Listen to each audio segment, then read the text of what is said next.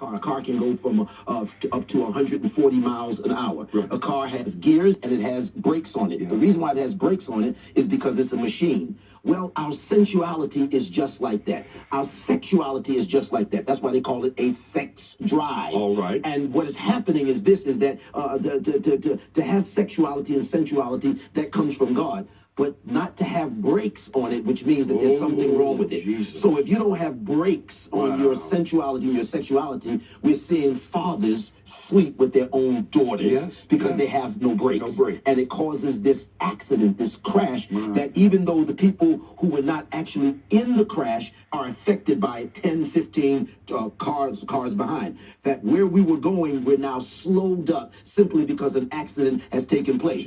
It's now the point or the part or the problem of the church, or the importance that every leader in the church will begin to come back to this place to stand on the platform to tell people what is right, what is wrong. What is sin? You don't hear the word sin in church anymore. It's called an issue or a mistake or a crime. Somebody's got to stand up and say, this has got to stop. You got to put the brakes on in every area of our life. So the book of the portals are dealing with these open chambers that close. Now, you shared with us one time, Pastor, and I thought it was powerful, how that he said, I open to you the windows of heaven. That window is a portal. And portals open and close. I was in Disney World with my grandchildren, and they had this ride that you go through that opens up and it closes up, and it opens and closes. You got to step in, and if you don't, you get trapped into it. Well, that's how it happens in the realm of the spirit, that an area will open up. And we have seen a portal open up to same-sex marriage. We've seen a portal open up to entitlement. We've seen portals open up to no more prayer. We've seen portals open up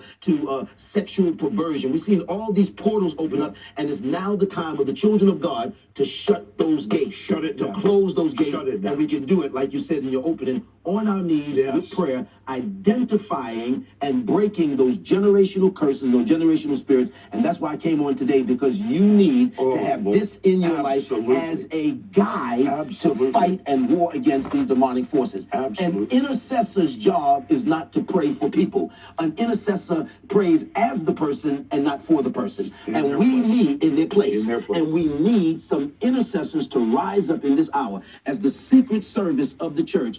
Stand in the gap. Take the person's weakness, bring it before God, break those yokes, and then come out with victory and keep our mouth shut about what we saw when we was in the season of intercession. Look, not only for yourself, that's part of what's wrong.